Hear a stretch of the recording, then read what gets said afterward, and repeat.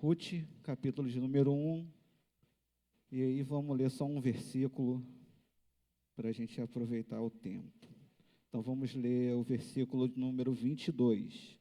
Então, Ruth, capítulo 1, verso de número 22.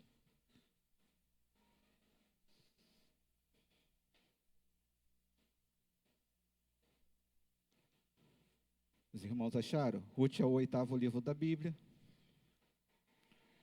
Tem poucos livros na frente dele. E é um livro pequeno, 4 capítulos, 86 versículos. Dá para achar rapidinho. Vamos ler? Diz assim a palavra de Deus. Os irmãos acharam? Amém? Amém. Vamos ler. Assim, Noemi voltou da terra de Moabe, com Ruth, sua nora, a moabita.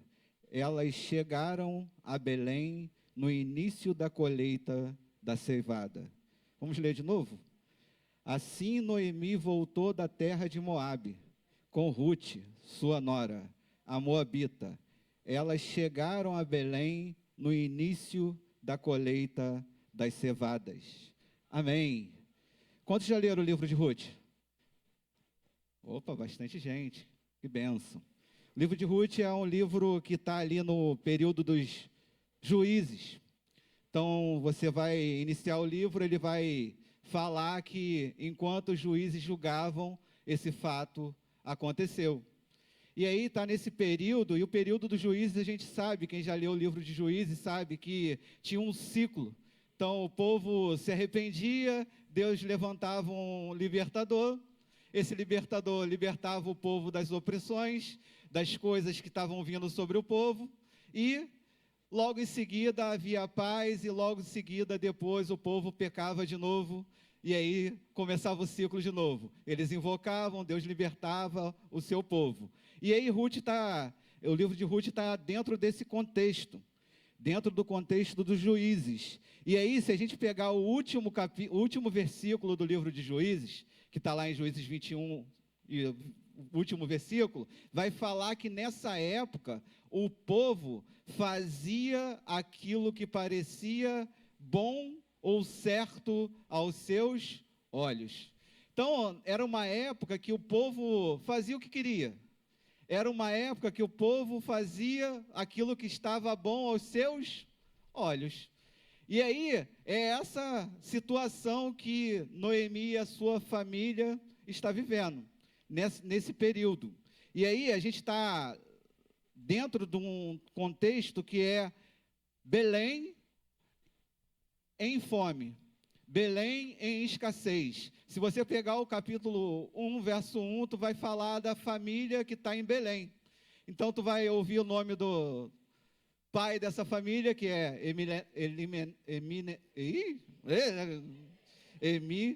Elimelec. Pronto. Foi. E aí, esse nome quer dizer Deus é rei, que é muito importante. Então, é uma pessoa que no seu nome já carrega que Deus é rei. E aí tem fome lá e esse homem, ele pega a sua esposa Noemi, pega os seus filhos, o Quilom e o Malom, e deseja ir para outra terra, para Moabe. Então eles vão sair de Belém, porque em Belém tem escassez de comida. Em Belém está faltando coisas. E aí, quando a gente para pensar, Belém significa casa do pão. Só que naquele período está faltando. E aí o desejo dessa família é que não tenha falta, e eles vão em direção a Moabe. E em direção a Moabe ali é complicado, né? Porque se você está em Belém, e Belém é a casa do pão, é a casa do sustento, e qualquer dificuldade faz você ir em direção a Moabe. Moabe, os moabitas, eles eram descendentes de Ló, e eles já estavam muito longe de Deus. Então, quando você pensa em Moabe nessa época, você vai saber que o religioso já estava longe de Deus. A cultura já estava longe de Deus. Então, você pegar a sua família e ir em direção a uma terra que não está próxima de Deus, para buscar sustento lá. Então, você deseja sustento e você quer sustento, e o sustento que você deseja não mais está próximo de Deus. É o que está acontecendo com essa família. E Noemi significa agradável, formosa. E a gente para ver e a gente olha a história, e esse nome dela é o jeito que ela tratava todas as coisas. Ela realmente era agradável, ela realmente era formosa, ela realmente cuidava das coisas do seu ambiente. E eles vão, querido, em direção a essa terra. E indo em direção a essa terra, eles chegam lá. O texto bíblico vai falar que eles ficam lá aproximadamente 10 anos. Quantos anos? 10 anos é pouco ou é muito? 10 anos. Eles ficam lá 10 anos. Saiu de Belém, então saiu Elimelec. Não vai sair, não. Eli é muito bom. Ai, ai. Saiu essa família inteira. Então não vou falar mais o nome da família. Vai ficar melhor assim. E eles estão indo para lá. E aí eles chegam lá e ficam 10 anos. Só que nesse ficar lá 10 anos, o texto bíblico fala que os seus filhos casam e que esse homem morre. E Noemi fica agora com ela e as suas 2 noras, que também agora são viúvas. Então, naquela terra, agora fica quantas viúvas? 3 viúvas. E aí tu imagina, ser viúva naquela época. Você imagina como que estava o coração dessa pessoa, como que estava a vivência. Então ela sai de uma terra que está faltando só alimento ou por causa de alguma coisa e chega lá agora, e agora é uma terra para ela muito ruim, porque agora é uma terra de perda e de sofrimento, de dor, de luto. Então Noemi chega lá e começa a perder tudo. Tudo que ela vai para lá, e isso é ela mesma afirmando no texto. Ela vai falar no texto que eu saí daqui cheia, mas voltei para cá vazia. Então Noemi perde tudo, irmão, e ela fica apavorada. Tu imagina? Ela fica apavorada, porque agora ela não tinha sustento aqui, agora não tem sustento lá. E agora ela tem que dar conta. Só que mesmo lá em Moabe, ela escuta falar que Deus está visitando o seu povo. Ela escuta falar o quê? Mesmo nessa terra distante, mesmo nessa terra que era um lugar longe de Deus, mesmo nesse lugar ela tem os ouvidos para aquilo que Deus está fazendo. E ela escuta lá, Deus está visitando Deus está visitando o seu povo. E aí ela decide retornar. E isso nos mostra que, mesmo tomando algumas decisões de caminho, mesmo arrastando até pessoas com a gente, e a gente precisa estar com ouvidos, ouvindo Deus, e mostrar que a gente pode se arrepender. E ela toma essa decisão de arrependimento. Não, eu preciso voltar. Eu preciso retornar. Mesmo em meio às dores, mesmo em meio aos lutos, mesmo em meio à dificuldade, ela decide, meu irmão, retornar para Belém. Retornar para a terra da onde ela nem deveria ter saído.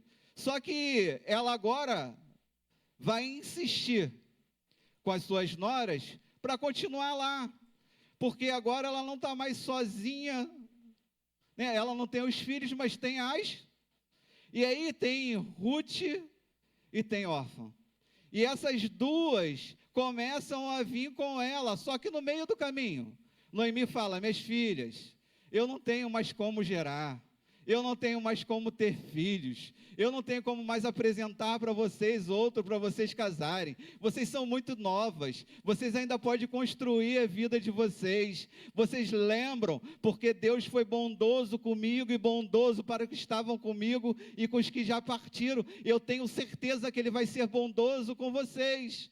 E aí ela fica insistentemente ali falando, olha, não me segue, deixa eu retornar, fica por aqui mesmo, casem por aqui mesmo. E órfão decide ficar, mesmo em meio ao planto, por deixar alguém tão importante de que tinha discipulado elas. Órfão decide ficar, mas Ruth decide ir. E aí tem uma frase que você conhece, Ruth vai declarar para Noemi, aonde você deitar eu deito, aonde você ficar eu fico, o seu Deus vai ser o meu. E aí tu vê alguém que não está mais em Moabe, mas está indo em direção a Belém, mas foi alcançado lá em Moabe. E tendo uma decisão de fé, uma decisão importante, tanto Noemi quanto Ruth tomam uma decisão importante em meio a circunstâncias difíceis. E isso nos mostra como Ruth agora é alguém que realmente é leal a Deus. Por quê? Porque ela agora conhece o Deus que ela viu lá sendo presente no meio dessa família. E ela agora é leal à aliança que ela aceitou, e ela não quebra a aliança que ela tinha feito, e fala com a sua sogra, nós vamos juntos, nós vamos vencer esse problema, nós vamos voltar, nós vamos continuar com esse Deus bondoso e amoroso, que tem feito coisas grandes. Como eles estão saindo em Moabe, para a gente aqui é o símbolo do mundo, eles estão agora largando o mundo e voltando para Belém. E Belém representa a casa do pão, a casa da fartura. E se você não lembra, eu queria te lembrar, Davi nasceu em Belém. E se Davi nasceu em Belém, eu queria te lembrar outro personagem que nasceu em Belém. E quem que nasceu em Belém, meu irmão? Jesus nasceu em Belém. Jesus nasce, e agora não é só mais um lugar que é chamado a casa do pão, é o lugar que o pão vivo que desceu do céu nasceu. O pão vivo agora que nasceu do céu é símbolo de Belém também. E aí eles estão voltando para esse ambiente, representado agora pelo lugar que tem pão de novo, porque Deus tinha visitado o seu. E aí, com o texto que a gente leu, fala que quando elas chegam lá, tem abundância de novo. E aí a gente começa na meditação de hoje, e eu queria falar com você da importância da fé na decisão. A importância de viver por fé e não por aquilo que a gente vê. A importância de se mover não pelas circunstâncias, mas por aquilo que a gente acredita. Então eu queria ler um texto, você conhece, já citei muitas vezes aqui, está lá no livro de Hebreus, capítulo 11, verso 6, que vai dizer que sem fé é impossível agradar a Deus, pois aqueles que se aproximam dele precisam crer que ele existe e que ele é galardoador daqueles que o buscam. Então sem fé, meu irmão, é impossível a gente se chegar. Sem fé é impossível agradá-lo. Sem fé é impossível estar perto dele. Só que fé não é sentimento. Fé é decisão. Fé é olhar e enxergar aquilo que você não consegue ver com os olhos naturais, mas já existe pela fé naquele que é poderoso para realizar. Fé é você olhar e saber, não tem alimento hoje, mas o meu Deus é poderoso para mandar maná do céu e vai ter alimento suficiente para amanhã. Fé é algo que vai gerar em nós alguns desconfortos, mas vai quebrar limitações poderosas que a gente tem. Fé vai fazer você se mover. Fé vai fazer você sair do lugar e ir em direção à promessa que Deus tem feito. Fé vai fazer você sair de Moabe e retornar para Belém. Fé vai fazer você nunca ter ido para aquela terra, mas ter certeza que quando você chegar lá, é o melhor lugar que tem para morar. Fé vai te fazer, querido, não mais desejar a terra, mas desejar aquilo que Deus está preparando, porque Jesus falou que Ele veio, que Ele habitou aqui, que Ele iria para lá, para preparar um lugar para mim e para você habitar. É pela fé que a gente vai morar lá, meu irmão. É pela fé nesse Deus poderoso. É pela fé que a gente vai romper com as limitações e abraçar as novas oportunidades. Sem fé, queridos, é impossível agradar a Deus. A fé é a firme convicção, a fé é a firme certeza, a fé é um alicerce forte que nos move e nos sustenta. É pela fé, querido, que você está aqui. É pela fé que você pisou nessa igreja. É pela fé que você consegue se mover todo dia. É pela fé, é uma convicção. E muitas das vezes, queridos, é ouvir o silêncio de Deus bradando dentro de você, te sustentando. Mesmo que do lado de fora as situações estão adversas, mesmo por lá de fora as situações estão horríveis, mas você pode crer. Por quê? Porque pela fé você vai mover montanhas. A palavra de Deus que diz, querido, não sou eu. Ela falou que se você tiver fé como um grão de mostarda, você vai dizer para esses montes, se movem daqui. E eles vão. É pela fé que a gente se move, é pela fé que a gente conquista, é pela fé que a gente avança, é pela fé que a gente toma decisões, é pela fé que a gente demonstra confiança, é pela fé que em meio a circunstâncias as pessoas não estão entendendo nada, mas teu coração está em paz. É pela fé que vem o sustento, é pela fé que a gente se apega ao Senhor. Você tem fé? Você tem fé como essas mulheres voltando para a terra, sabendo que Deus estava fazendo algo lá e foram em direção àquele algo? Você tem fé para se mover naquilo que Deus está realizando, e em direção aos propósitos eternos de Deus? Você tem fé, meu irmão? Eu vim aqui sacudir você hoje, sacudir a tua fé, sacudir, mexer com ela, fazer ela crescer, fazer ela borbulhar aí, para que você consiga se mover cada vez mais na presença do Senhor. A fé não é ausência de dúvida, meu irmão. A fé não é ausência de dúvida, mas é a presença constante da certeza que Deus está fazendo algo, que Deus está no controle, que Deus pode mudar qualquer situação que eu estou vivendo. Isso é fé. É alicerce, é esperança, é acreditar que Deus está aqui. É saber, é falar com Ele e saber que Ele responde e testifica dentro de você. Você é alguém importante porque você é filho de Deus. É isso, é ter essa certeza, essa convicção. É ter fé. É isso que você precisa. Só que se mover em fé também faz outras coisas. Quantas vezes você viu Jesus falar: a tua fé te salvou, a tua fé te curou, a tua fé. Qual que é o teu problema? Qual que é o que você precisa? Tem fé aí? Ela pode te curar. Tem fé aí? Ela pode te libertar. Tem fé aí? Ela pode mudar a situação. É pela fé, querido, que você vai provocar a realização de milagres. Aquela mulher, ela estava sangrando 12 anos, e ela colocou no seu coração, invadiu uma multidão, rastejando,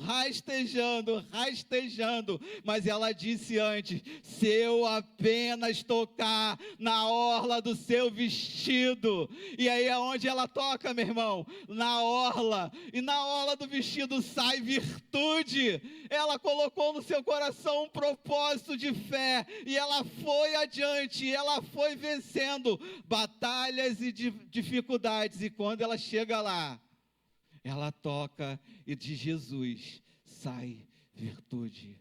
Está pronto para tocar nele nesta noite? Você está pronto para tocar nele nesta noite? Você está pronto para tocar por fé? Tocar em Cristo. A fé honra a Deus, querido. A fé glorifica a Deus. A fé vem pelo ouvir e ouvir a palavra de Deus. A fé vem. A fé move no meio das adversidades.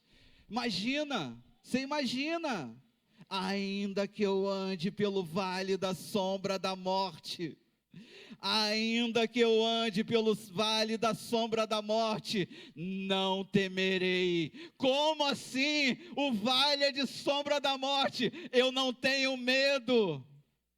Isso é fé, isso é confiança, porque o Senhor está comigo. É o Senhor que está com a gente, é o Senhor que está com você. Você não está sozinho nesse vale, você não está sozinho nesse deserto, você não precisa sair de Belém, você não precisa ir para outro lugar, você não precisa desistir por causa dessa circunstância. Se mova em fé, meu irmão, continue confiando, acreditando. O salmista falou, o vale é de sombra de morte, está vasculhando sombra de morte para tudo que é lado, mas eu confio, porque o Senhor está comigo, além das dificuldades. Abacuque vai dizer que ainda que a figueira não floresça, que ainda que não haja fruto nas vides, eu todavia, pode falar aí, eu todavia me alegrarei no Senhor, eu regozijarei no Deus da minha salvação, eu gritarei falando, o Deus da minha salvação está comigo. O Deus da minha salvação, é nele que eu confio. Pode não ter uva, pode não ter nada, mas eu tenho o Deus Todo-Poderoso comigo. Você tem Deus, meu irmão, você tem Deus. Não ceda às dificuldades, não ceda às adversidades, não ceda às perseguições, não ceda às pressões dessa vida. Não ceda, meu irmão. Você não vive pelo que você vê, 2 Coríntios, querido, 5:7. Não vivemos mais por vista, mas vivemos por... A oração do justo tem muito em seus efeitos. Você não vive por aquilo que você vê, mas você pode dobrar o seu joelho e trazer aquilo que você não está vendo à existência. Você pode entrar na presença de Deus e buscar, querido, coisas novas nesse Deus poderoso.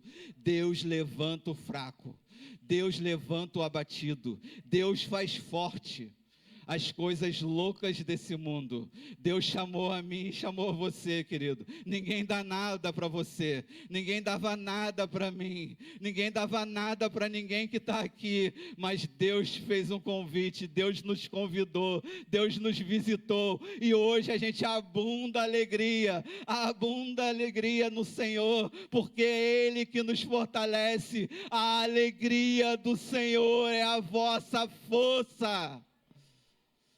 Confia, meu irmão, confia, tenha alegria, tenha coragem, tenha bom ânimo. No mundo você vai ter aflição. O texto não termina aí. O texto fala que Jesus venceu. E a gente é mais que vencedor em Cristo. Aleluia. A gente é mais que vencedor, irmão. Em Cristo Jesus. Somos mais que vencedores. O que está te afligindo? O que está fazendo você parar? O que está fazendo você parar? O texto de Ruth vai falar que elas voltam e elas chegam lá. E quando elas chegam lá, as pessoas de lá começam a falar com Noemi. E Noemi libera aquela frase que eu disse. Eu saí daqui plena, eu saí daqui cheia, eu saí daqui cheia de sonhos, cheios de projetos, cheios das conquistas, cheios das buscas a buscar, mas eu retornei para cá, e vocês agora não vão mais me chamar de Noemi agradável, não vão mais chamar de Noemi formosa, vocês vão me chamar de Mara, porque aquilo que eu decidi, aquilo que eu fiz, me tornou amarga. Noemi volta, querido, com essa amargura dentro do peito, de ter perdido, de ter tido coisas lá que não foram bom para o seu coração. Mesmo em meio às lutas e dificuldades, ela tem aquilo dentro dela. E ela precisa do Senhor. E eu tenho certeza que talvez você chegou aqui e possa ter dentro do teu coração alguma coisa te amargurando. E declarar tipo Noemi assim, não, vocês não me chamem assim, que isso vai me lembrar de coisas que eu perdi, de coisas que eu sofri, de coisas que deu ruim na minha vida, de coisas que estavam tão boas. Eu tinha uma família, eu tinha 2 filhos, agora eu não tenho nada. Voltei para cá vazia, voltei para cá em luto, voltei para cá em desespero, estou voltando para cá e não está bom não. Mas queria te dizer que Noemi, ela recebe a visita de Deus, porque ela começa agora a olhar e ver algo redentivo na história de Ruth ali. Ruth começa agora a ser um instrumento de Deus, aquela que Noemi alcançou. Foi buscar lá no mundão, lá em Moabe.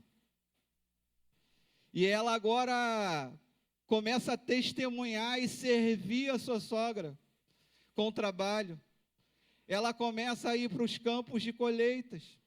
E ela começa a trabalhar e começa a receber graça do Senhor.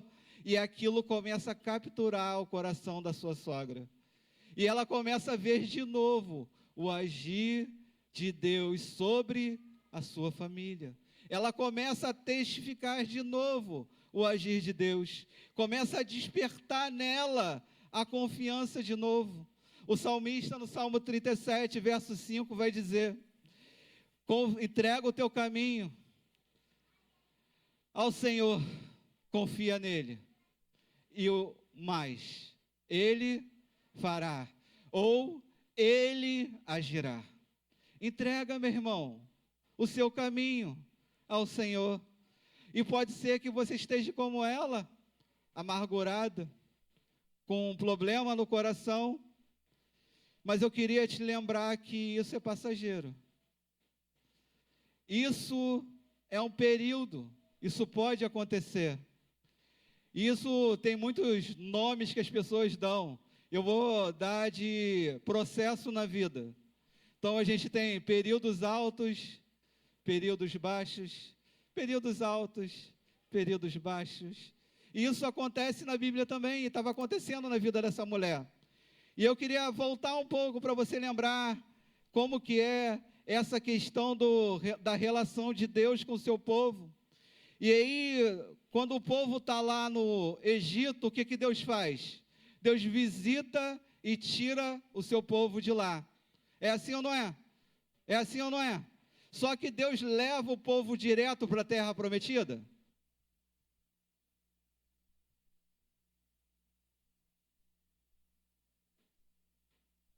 Deus apresenta a terra prometida para aquele povo. É assim ou não é? Olha, vocês vão para uma terra que emana leite e mel, mas antes vocês vão me adorar no deserto. Processo da vida. Deus direciona aquele povo e eles passam bastante tempo no deserto. Noemi ficou quantos anos em Moabe? 10 anos. E quanto tempo aquele povo ficou no deserto? 40 anos. Mais tempo do que ela passa.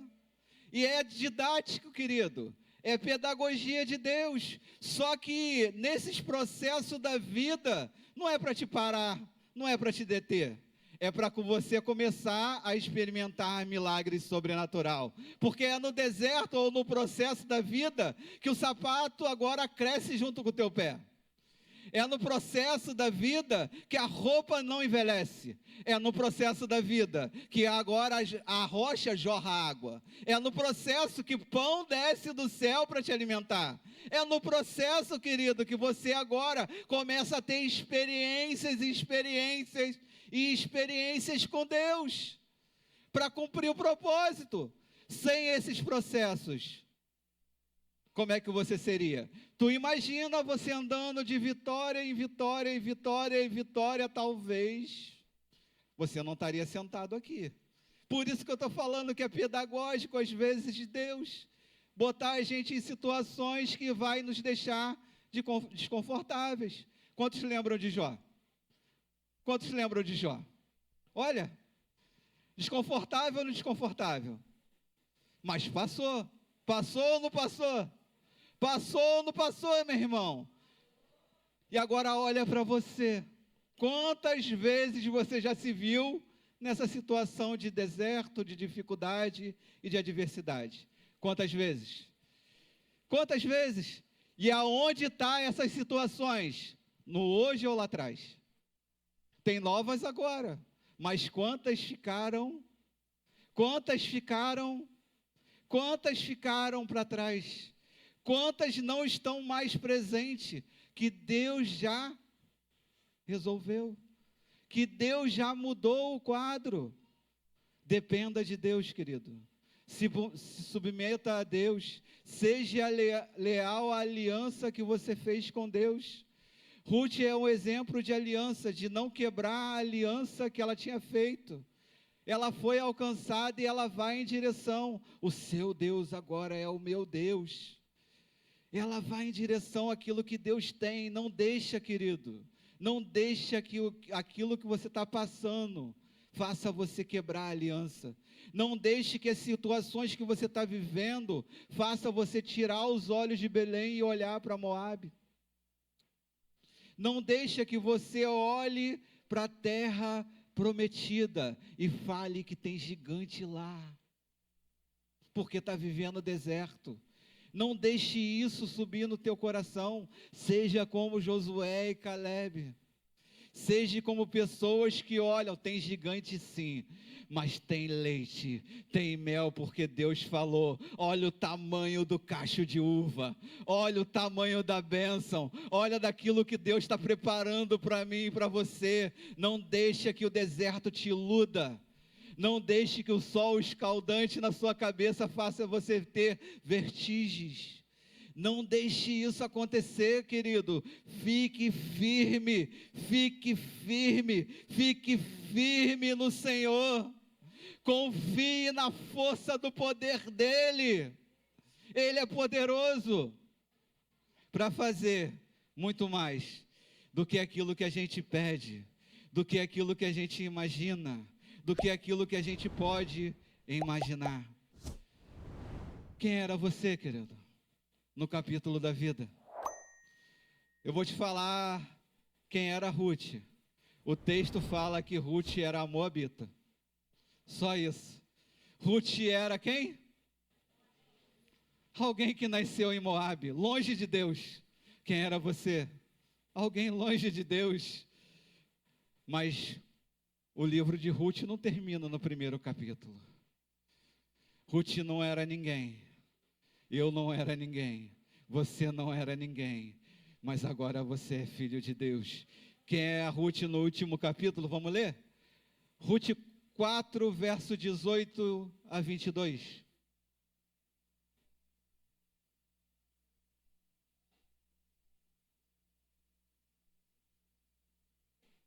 Estas são, pois, as gerações de Pérez. Pérez gerou Herom, gerou Rão, e Rão gerou Aminadab. Aminadab gerou Mazom, Mazom gerou Salmão, Salmão gerou Boaz, Boaz gerou Obed, que gerou Jessé, e Jessé gerou... Quem é Ruth agora no último capítulo? Quem é Ruth agora no último capítulo? Bisavó de Davi. Ruth era apenas uma moabita, querido. Agora ela está na genealogia do Cristo. Você não era ninguém, mas agora você é filho. Você não era nada, mas Deus te chamou. Você não era ninguém, querido, mas Deus te convidou a estar na sua presença. E você aceitou. Você aceitou estar com Ele. Deus mudou a sua história. Deus tem mudado a sua vida. Deus tem transformado você. Então eu queria que você criasse expectativa para o futuro. Por ela não quebrar a aliança lá no começo, ela agora casa com Boaz. Tem um filho. E esse filho se chama Obed, que vai gerar Jessé, que vai gerar o rei poderoso Davi, que vai nascer o Cristo, vai nascer o Senhor, vai nascer o nosso Deus. Ela agora é alguém que Deus fez planos. E eu queria ler mais alguns textos com você, prometo que eu não vou avançar tanto. Jeremias 29 diz que porque sou eu que conheço os planos que tenho para você, diz o Senhor. Planos de fazê-los prosperar e de não causar danos. Quem é que tem planejado as coisas para a tua vida? É as circunstâncias? É o que você está enxergando? Ou é aquilo que Deus tem planejado lá no coração dele? O texto bíblico vai falar que ele escreveu sobre você no seu livro. Ele escreveu a sua história no livro que ele escreveu, meu irmão. Tem lá a sua e a minha história. Quem é você realizando aquilo que Deus deseja? Qual é os planos, querido, que Deus tem para você? Qual é os planos que você precisa executar? Não fique parado, não desista, seja como Ruth, apenas uma moabita? Não. Alguém que Deus chamou para gerar um rei. Alguém que Deus chamou para ser sacerdote.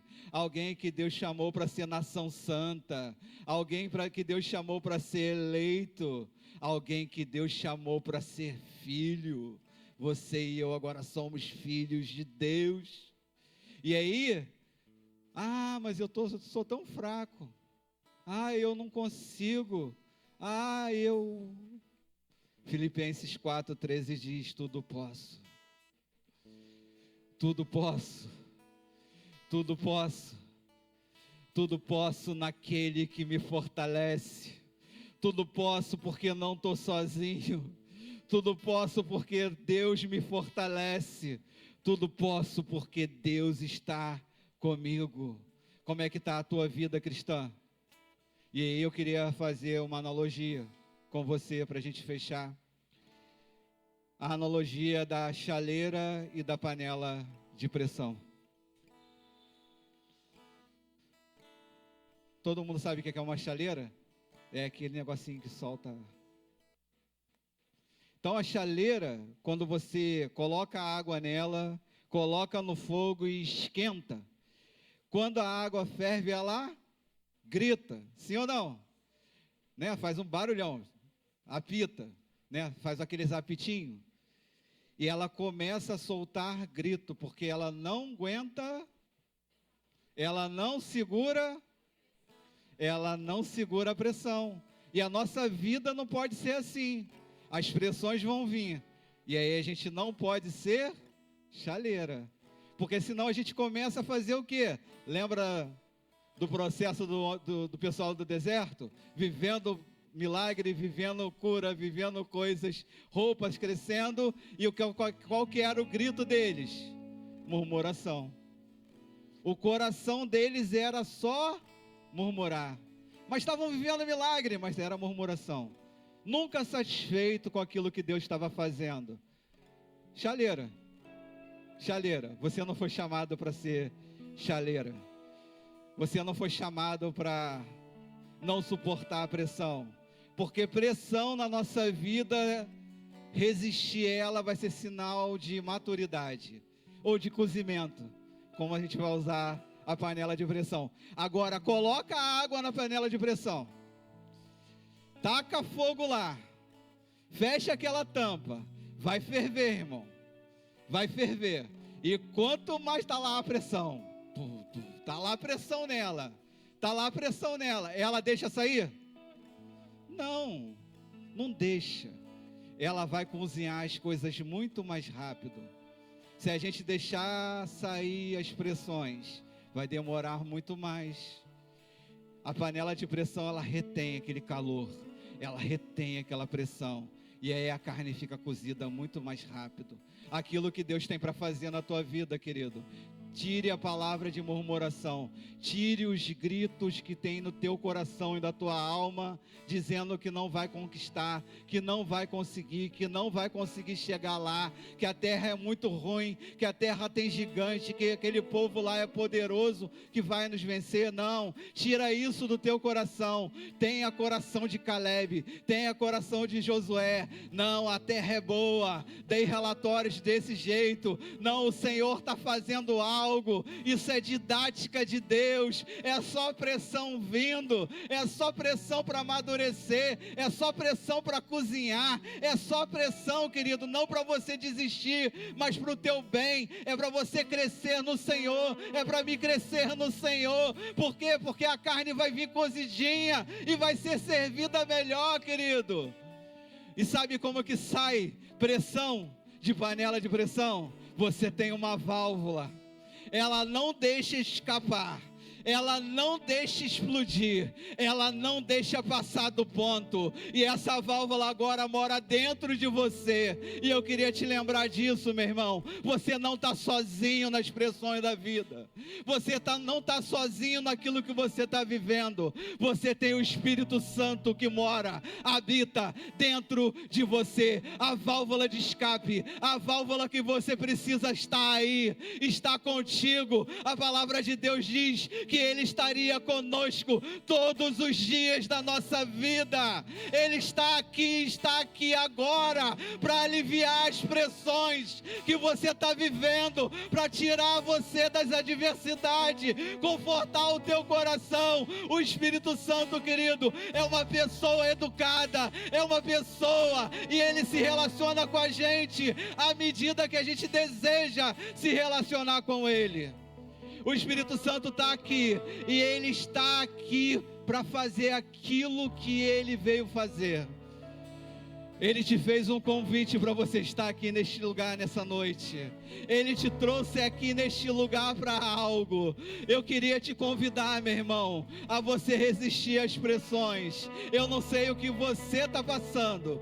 Eu não sei qual é a dificuldade ou o momento da vida. Se você está lá em Moabe ou você está retornando a Belém. Eu não sei se você está sendo agradável ou se você está vivendo dias de amargura. Mas eu queria te lembrar, o seu Redentor vive, o seu Redentor está aqui, o Senhor está aqui, o Senhor está aqui, o Deus que está cozinhando esses processos em você, está aqui, e no tempo certo, querido, é no tempo dele, as coisas vão mudar.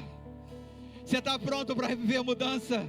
Você está pronto para viver mudança? Você está pronto para viver mudança? Você está pronto, meu irmão? Você está pronto? Como que está aí o teu coração? Está sacudida a tua fé aí? Está sacudida a tua fé aí?